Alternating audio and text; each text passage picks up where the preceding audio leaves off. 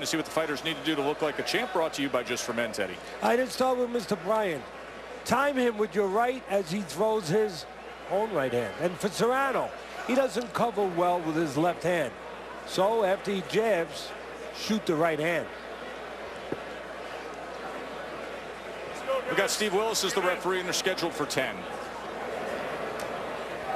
Ladies and gentlemen, you're going to have the instructions, obey the commands, protect yourselves at all time. Right now, the belt line right here, this is going to be low. Right here on the letters, it's going to be low. Tap it up. There we go. Ring experience between Bryan and Serrano. Some similar numbers between these two. Let's see if it plays out. It's a comparable matchup in the ring. Well, Bryan has lost last 2 and 3 of his last 4. 2 of those losses were close decisions, Joe. One a split, the other majority, in both against undefeated prospects. Serrano lost 2 of his last 4, both by knockout. Listen, neither one, just from what I just said, neither one of these fighters in an extremely positive place mentally going into this fight, but Serrano might be worse since he's been knocked out 2 of the last 4, and Bryan lost his last 2 by close decisions. I'm going to say right from that edge, Bryan. Although this should be an interesting fight. I'm just getting out of the way there as Serrano came in a little wide. Serrano has come off the floor to win. Been knocked out twice, as we said. Bryan knocked out 3 times.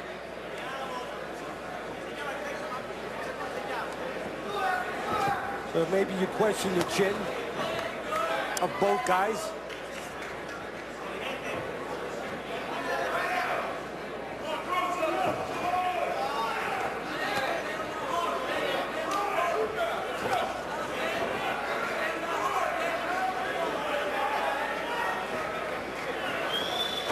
Bryan trying to get the right key to the door. You know, I talk about it sometimes that, you know, being kind of like one of those superintendents, Joe, in the buildings where you got that big key ring and, you know, you got the keys to all the doors. You got to figure out which door the key goes to. And Bryan moving around a little bit, trying to find which key it takes to get inside, to get forward on Serrano. And he hasn't figured it out yet. He's fumbling. You know those big key rings, Joe. He's fumbling with them a little. Trying to find the right one. Cautiously range finding for a moment there with a jab that's coming up about 1.5 feet short. Not a bad idea by Serrano a minute ago. A lot of people say, well, what did he do? He feinted. Gave a little feint that he was going to do something just to see where Bryan would go. You know, he's moving a lot, Bryan. He's jittery. So feint him a little bit, see where that jitter takes him. And then if you're Serrano, you know where to find him. That's huge in your head. That Bryan was able to duck out of the way from. Jittery is a great description for the first 2 minutes of this fight for Bryan. And again, if you if you were in there with a jitterbug, if you were, if you were trying to catch one of those little jittery creatures in your house, hopefully, you don't have them in your house. But if you were trying to catch one of them, you might, move a little bit to get them to move, and then you go catch them. That's exactly what Serrano's trying to do here. Make them move, make Bryan move, and then go catch him. Step back. Step back. Both of you, watch your heads. Watch it. Obviously, round 1 not the most scintillating there, as Doug Kazarian is in the studio tonight. Joe, thank you very much. Welcome into the Friday Night Fights studios. Filling in for Todd Grisham, I am Doug Kazarian. Coming up on this live edition of Friday Night Fights, we'll preview the Mayweather-Pacquiao fight. Wait until you see the Vegas hotel rates. Plus, Joe Tessitore will speak with Bob Arum. And Triple G, still undefeated, Teddy Atlas will share his thoughts. As always, interact with us on social media. On Facebook, the Friday Night Fights Facebook page. You can score along the fight. And then also on Twitter, my Twitter handle @DougESPN, Nigel Collins, and we will show your photos, some of your photos where you're watching Friday Night Fights, the hashtag FNFphoto. Let's go back out to the Paramount Theater with Joe Tessitore and the legendary Teddy Atlas. Nice to have Doug with us tonight. He's my man, that Doug. I tell you, there's something about him that I don't know, that's really special. I mean, Todd is special too. Don't get me wrong, but when you got a special guy, you need a special guy to fill in for him. And there's something about him that is pretty spectacular. I love it. I'm Maybe glad you're because, enthusiastic maybe about because that. he went to Brown University. Not too many people can go to Brown Steve Jordan, University. former NFL tight end, great. Well, you're the man. You're the His wizard. daughter Meredith and son Doug as well. You're like, I feel like I'm on Jeopardy. Where else you want me to go here? Wow. That's great. What is the general population of those areas and the main workforce? And Wikipedia going anytime you want here, Teddy. Round 2 here at the Paramount between Serrano and a seemingly cautious, jittery Bryan as he drives him back against the ropes. Easy. Off the head. Don't push. Let's go. Bryan has been cut by head clash. I just figured I should throw that in there as he slammed forward. A little out of control there into Serrano. Maybe you can see why he's been cut by head clashes. And Serrano actually has been involved in head clashes and cut also.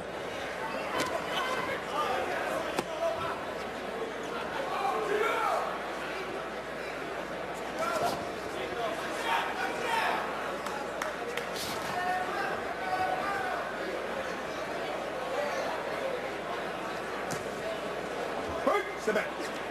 Sit back. Go. 3 of the last fight for Serrano. It doesn't help him tonight, but 3 of his last fights, I don't know if it bothers him though. 3 of his last fights, of his last 5 fights, Joe, have been against southpaws. So he's used to fight lefties, but again, that doesn't serve him tonight. Ryan's not a lefty, but maybe he wishes he was a lefty. He'd feel more comfortable because Serrano won all 3 of those fights. Bryan tried to chase him down after Serrano fell in and then took a back step. Separated by Steve Willis. Maybe it'd take a little while for Serrano to get the engine running. Go back 2 fights. He was off 1 year and 10 months. That inactivity can hurt you getting out of the gate. For Bryan, he only fought 2 months ago, but if you go back 6 fights, he was off 2 years. Of course, that break for Serrano came after back-to-back TKO losses. That's when we told you he dipped down to 140 pounds. Maybe Serrano can feel a little bit of a strength edge somewhere, maybe, and get something going. He's a bit bigger. Most of his fights at welterweight, while Bryan had most of his fights at junior welter. So somebody's got to start feeling strong. Coming to the end of round 2, scheduled for Tanner Kofi. And in part by Little Caesars, large, hot and ready bacon-wrapped crust, deep dish pizza for just $12. Very unique venue here, the Paramount Theater in Huntington, New York. They have these secret rooms like the Shawshank Room and the Gangster Room here on Long Island. It's become a good fight venue. You can party a little bit, come see a concert, enjoy the private rooms, and every so often come out to Friday night fights and see the next unbeaten prospect from Greater New York work his way up. Tonight, that'll be Cletus Selden, 15-0 with 12 knockouts. He will be coming up in our main event. Round number 3 here of our co-feature with Bryan and Serrano. I don't want to give away any secrets, but you were just talking about those very interesting catacombs, those rooms. We might explore them a little bit more in the fight plan. Oh, I look forward to that. Yeah. I look forward to this fight warming up, and I think it's going to warm up. I said it at the beginning, it's going to be an interesting fight. Been a chess match so far. Let's pick it up, gentlemen. Reminder that you can go to FNFvote.com or the Friday Night Fight Facebook page and score along. This, the kind of fight early on that can be challenging to score along with. So join in, see if your score matches up with Teddy, see if it matches up with the 3 ringside judges. And if it doesn't match up, don't get discouraged, guys. Well, that happens every week for you. So don't get down, because you know what? 18 years of that. I have the same The psychotherapy ongoing problem going on with the judges at ringside every week. Oh, Joe put it very well. And if I was someone prone to get psychotherapy, it would have driven me into that. But I'm not.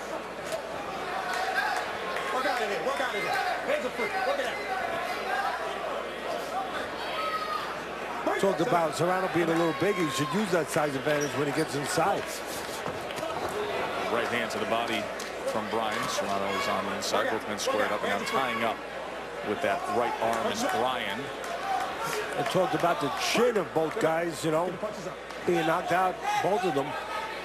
Serrano has been on the floor with a 9-36-2 opponent, so you definitely wonder about that. You know, if there's any glass in that part of his body. Step back. Watch your hands. Watch your hands.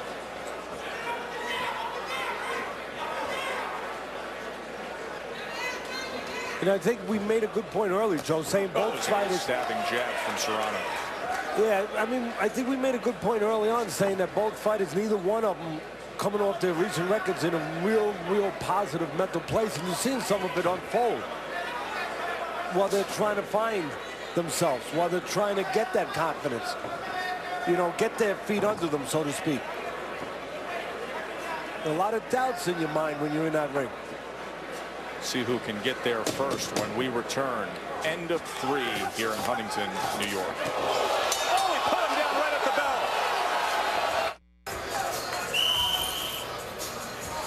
bell. A very, very late knockdown. Take a look right here how Bryan does it. A throwaway punch. Makes Serrano pull back, makes him straighten up straight. And the right hand, the right cross gets there. You young fighters out there, sometimes that's the benefit of combination punching. The first one doesn't get there, but it sets up the second or third.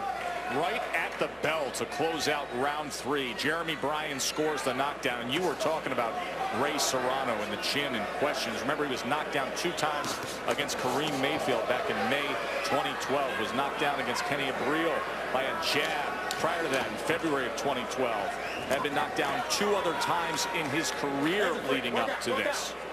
I got. Don't punch you out there. I got you. So let's look at Teddy's scorecard as it stands now. With the 10-8 round with that late knockdown scored in the third, 29-28. Bryan, of course, you can join in on Facebook. 2 rounds to 1 for Serrano. Fans at home gave Serrano the first 2 rounds. Now, Facebook, obviously, the 2 rounds to 1 doesn't account for the knockdown being scored. It just shows you the round scoring. But obviously, a 10-8 round there in that third round.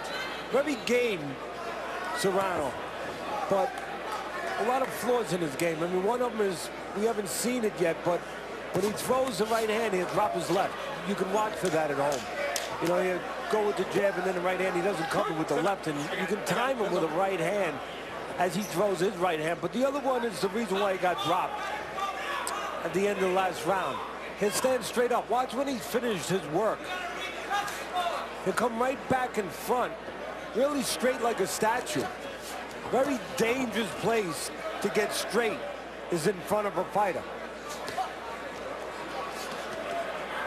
Work it out. Work out. Nobody taking charge inside, you know. I got. Watch your hands. Serrano, even though it looks like he's the one wanting to punch there, he put his left hand behind Bryan, so he doesn't want to punch that much. And Bryan tying up when he did get that arm of Serrano behind him. If somebody takes charge inside in a fight like this that's very close, obviously that person has an edge. Chance to grab rounds that are up for the grabs.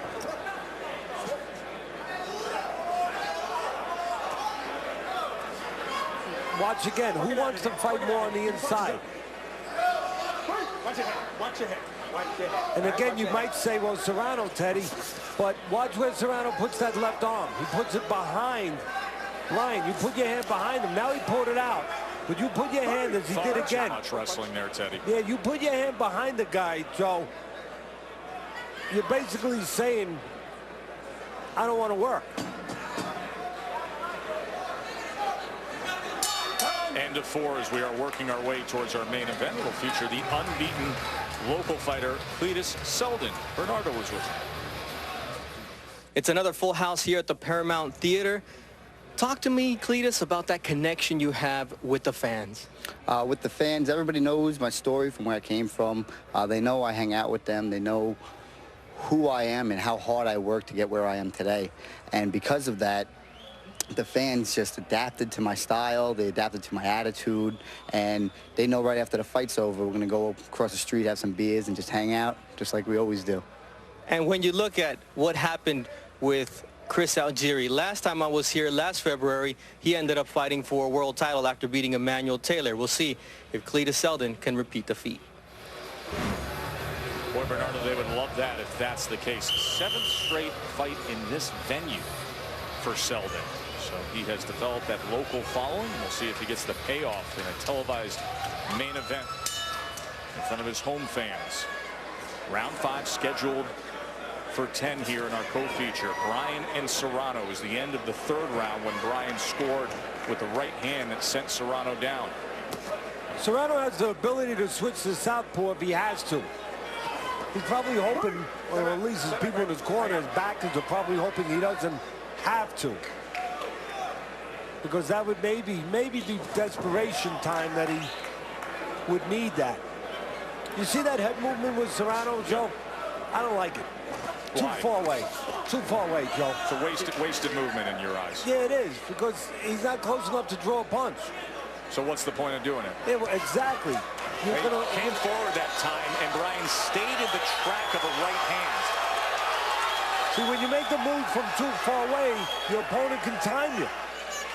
Again, movement too far away. You got to get close enough to draw the punch. Kind of like a baseball player, batter in the batter's box, you know, swinging at the pitch too soon. You got to wait till the pitch, obviously, is close enough, and then get the bat around, not too soon. It means it takes control, takes a good eye, takes a steadiness, a discipline, a control over your emotions in the batter's box and in the ring.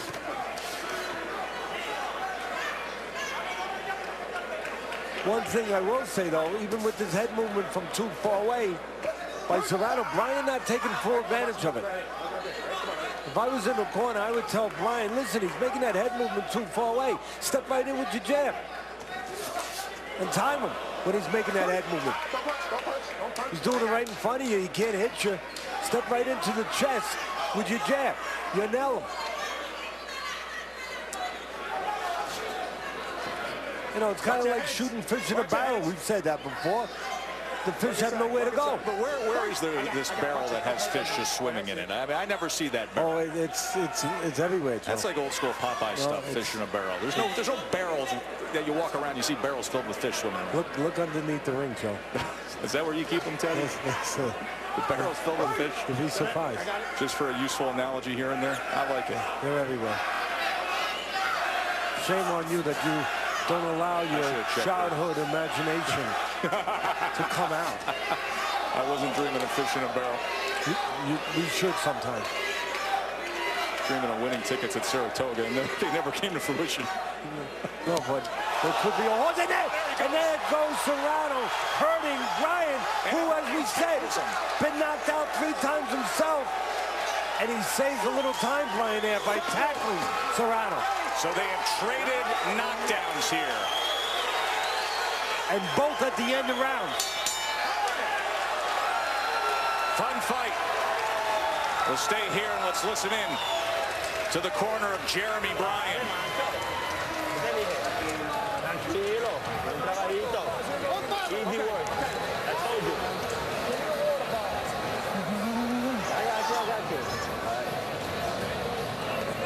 Don't worry about it. We still got a lot of rounds, and we're gonna get him. Don't worry about that. All right, just keep fighting, keep cool. Don't worry about it. Wake up. Don't worry about it. It's okay then.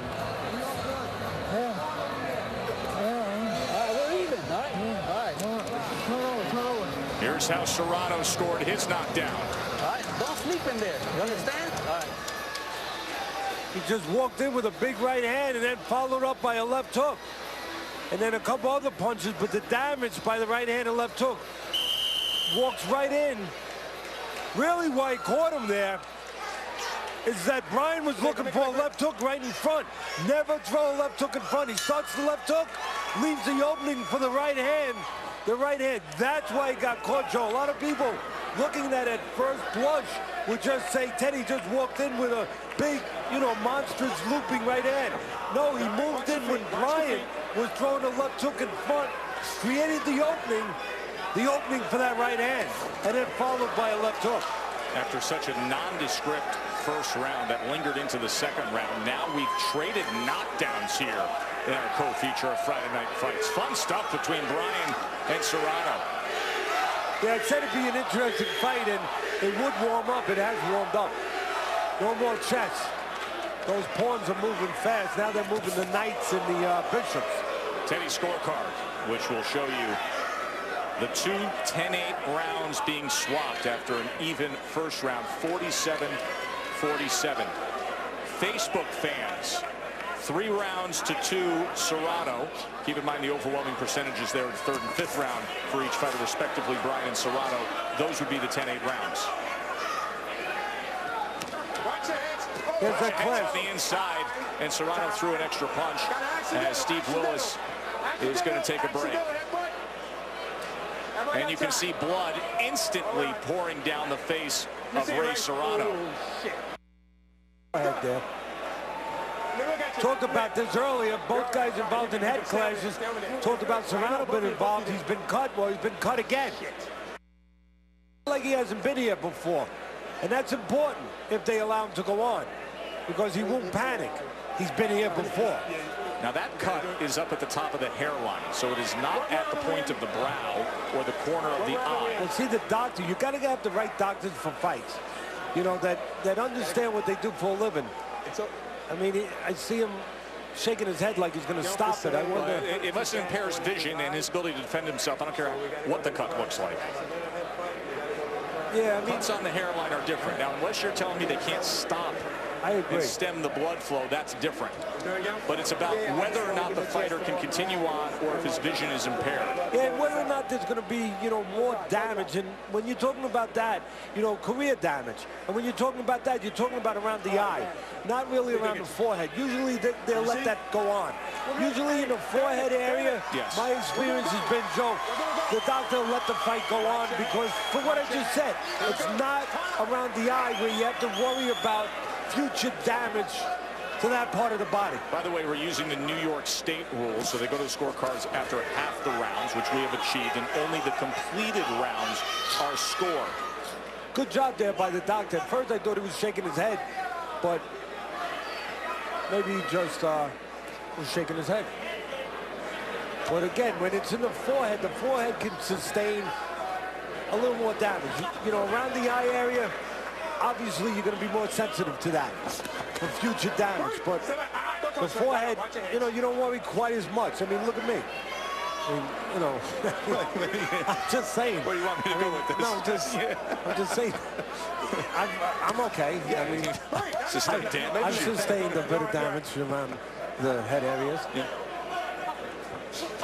Nobody gave a lot of pity or, you know, too much attention to that to me. I had to deal with it. And a fighter has to deal with it. And right now, Serrano's dealing with it. This is not the opera. This is boxing.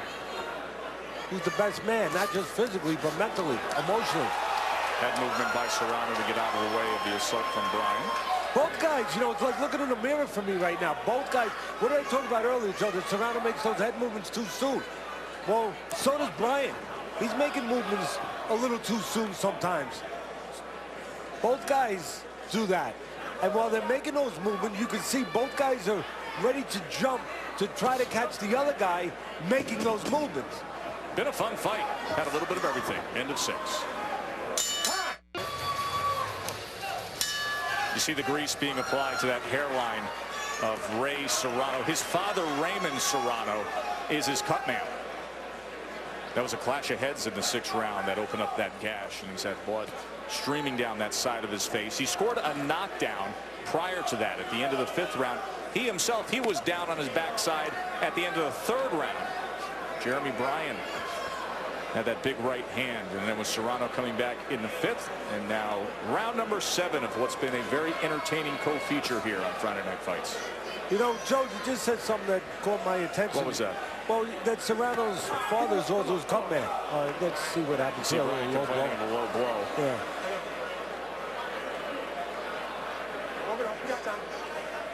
Referee's giving him a little time.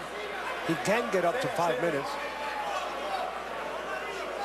Hopefully he doesn't take quite that long, but he's okay. That wasn't really low. Not for me. It's right, for me, it's that's right not where it low. says Jeremy. You know, the funny thing far is, south of that. Yeah, exactly. You took the words out of my mouth. The other thing is, unless that glove's an ice bag, what is the point of holding your hand there for 45 seconds other than the drama of it and the acting of it? Oh, it might be a reflex action. Well, but I'm walking around the ring, you're trying to sell it to the official. I don't want to go too deep into that, but I agree with you. It was on the belt line. It wasn't low, and he sold it. Drives me crazy. You know, you're right. He went lower than it landed. He went 6 inches lower, and the referee bought it. Watch your hands. Watch But the head. no damage done. I was talking about the father of Serrano being a cut man. You know, it's tough being a cut man, obviously. You have to fight his career sometimes in your hands, definitely for that night. But just think about how that's magnified and even tougher when you're a father. I mean, that's your kid. That's your baby boy. That's the kid that you change his diapers. That's the kid, whatever is the mouthpiece. Goes flying, sweeping left hand, and the mouthpiece goes flying into the front row. Oh, that's good stuff. And this is why you have to have a replacement mouthpiece. You laugh at those rules, but you have to have a replacement mouthpiece. And here comes the replacement mouthpiece. Passe is not allowed to give instruction there as he stepped up onto the canvas. Now we're going to say, wow, that was a blockbuster punch, right, Joe? But also part of it is maybe the mouth was open and the mouthpiece just flew out because he doesn't have the mouthpiece bitten down on. In other words, his mouth not shut the way it should be shut. So it can magnify the blow a little bit. You know, the little magnification of the intensity of the punch actually. Well, we've seen that many times, the exaggerated result if a fighter has dreadlocks or sweaty long hair, and you see the reaction of the punch there. A mouthpiece going flying a good 15 feet is pretty dramatic. Exactly, and again, because his mouth's open, for me, what's more dramatic gets my attention if his legs go wobbly. Exactly. That gets my attention. That tells me, hey, that punch did damage. Not the mouthpiece flying necessarily. Bryan coming back nice. And when we come back, we will show you that punch that sent the mouthpiece flying here in Huntington, Long Island. Stay with us, folks. The Corona Extra look will show us why the mouthpiece went flying into the front row. Watch the glove as it grabs it right there and then sends it flying. Still a well-scored punch, but to your point, I'd rather see the legs wobbling than see a mouthpiece flying. Good. Well, that really is. I mean, that's exactly to our point. When you see the mouthpiece flying, we said it right away. That doesn't mean that it was, you know, such a destructive punch as maybe the influence of the mouthpiece would tell you. You saw right there. It wasn't as destructive as you first saw when you saw that mouthpiece going jettison, you know, out into the stands. But you just wonder if the judges are influenced by that. I mean, that's the kind of scene and the kind of, you know, picture that in the mind of a judge, even if the other guy won the round, that could turn around for Serrano. Just seeing that. Mouthpiece went right over the top of the head of veteran judge Glenn Feldman, who has scored numerous international title fights. We've got Don Trella opposite him, John McKay, so veteran group here ringside in Long Island. Speaking of scoring and judges, well, Teddy does that all night long. 67-65, swapping 10-8 knockdown scored. Serrano on top according to Teddy. Facebook sees it Serrano 5-2. As you see the percentages there, a 94% seventh round for Serrano. Now, good fight as we thought it might be, and don't go anywhere. As we've seen already, both guys been on the floor. Both guys have the ability to hit that floor again.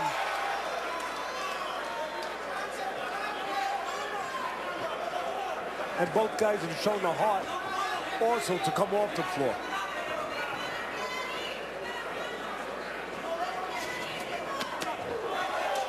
Serrano 4 years younger. Does that kick in now down the stretch?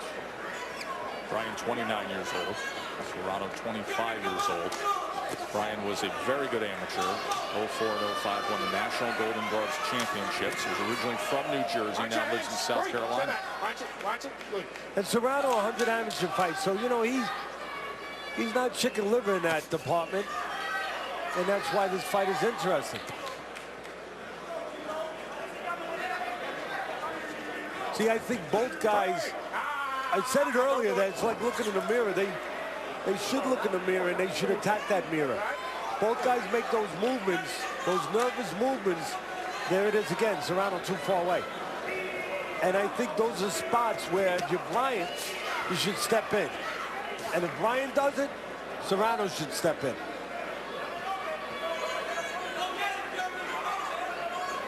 Again, I talk about finding the key for the door.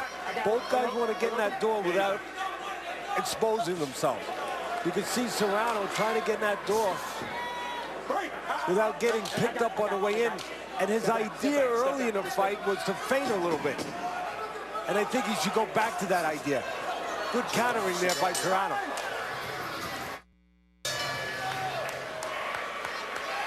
Good fight fans here in Huntington, New York at the Paramount Theater. Joe Tessitore, Teddy Atlas, and Mario Suna with you ringside. Step back. Step back, Raymond. Got it. Been a fun fight, this co-feature. Jeremy Bryan scored a knockdown at the end of the third. Serrano scored a knockdown at the end of the fifth. Mouthpiece went flying in the seventh. Clash of heads in the sixth that caused blood on Serrano's hairline. Been able to take care of that cut fairly well.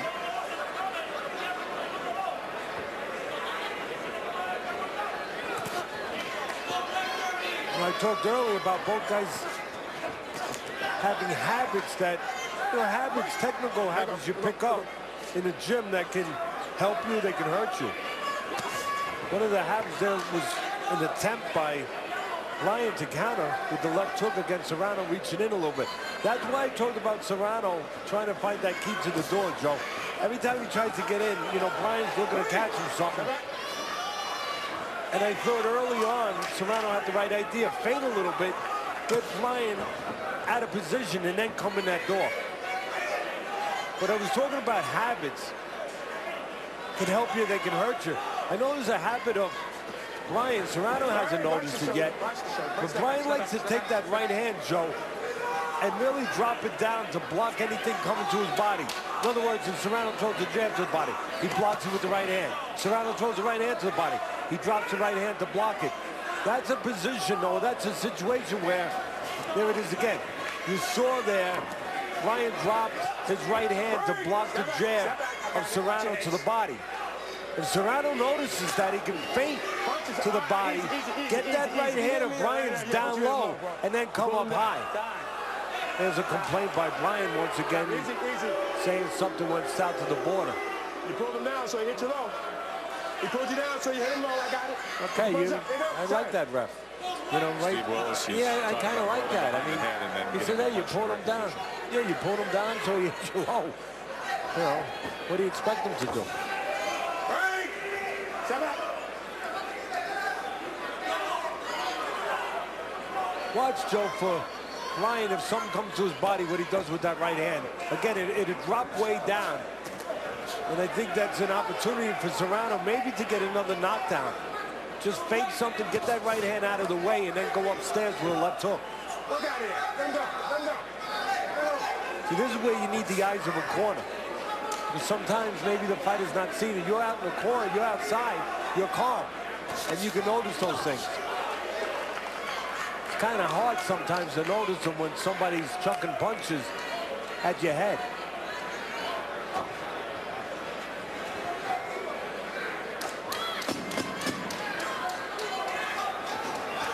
Final round coming your way. Stay with us. Cletus Selden got a late start to boxing, but he's made the most of it. 28 years old now, 15-0 with 12 knockouts. He's the local favorite. He's got to find a way to get past Johnny Garcia. That's coming up in our main event. For now, the 10th and final round of our co-feature, Bryan and Serrano. Good pace early on here.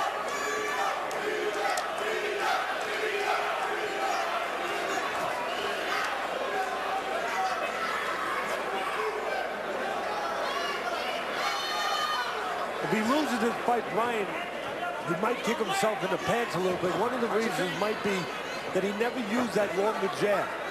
Looked like he had a little extra speed on it. Definitely looked like it was longer. And it definitely has turned out he hasn't, or we haven't seen it. There you go. Not enough. Even now. Look at this separation here, Joe. When there's separation like that, one guy has an edge. That guy with the longer jab can get there first. And that should be Bryan. He's not, there it is, but he's not doing it enough.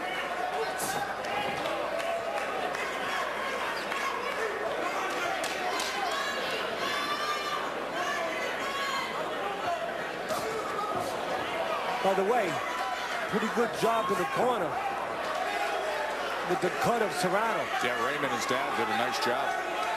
And again, I was saying earlier, you know, that's a hard job to begin with. You have so much responsibility. It's a good right hand.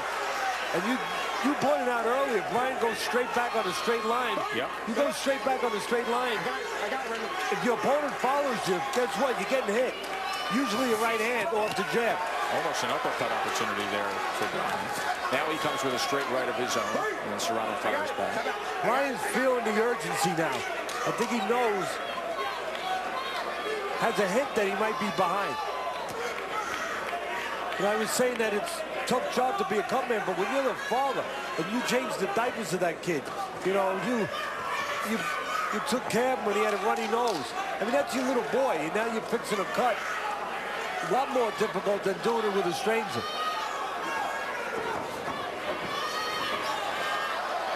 No. Easy.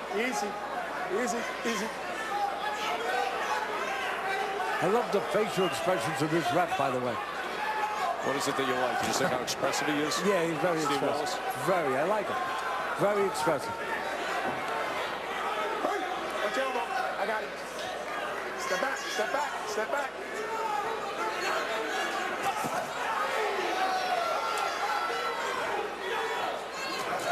Good shot that time. Yeah, and again, the jab that time by Bryan, that longer jab, hit the sweet spot. Real nice effort from Bryan here in the final 30 seconds. That 1-2. Tried to come from long range again with it. That's a good one. Good way to start the night. Traded knockdowns. Both men had their moments, and we will see which way it goes when we return to Friday Night Fights.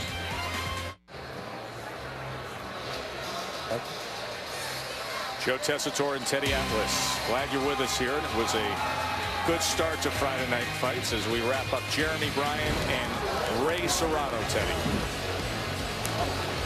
Yeah, both guys taking turns. There's Serrano jumping in with that jab, scoring. And then there was Bryan scoring heavier with that big right hand followed by a left hook. Both guys took their turns putting the other on the floor. And then it was Serrano's turn.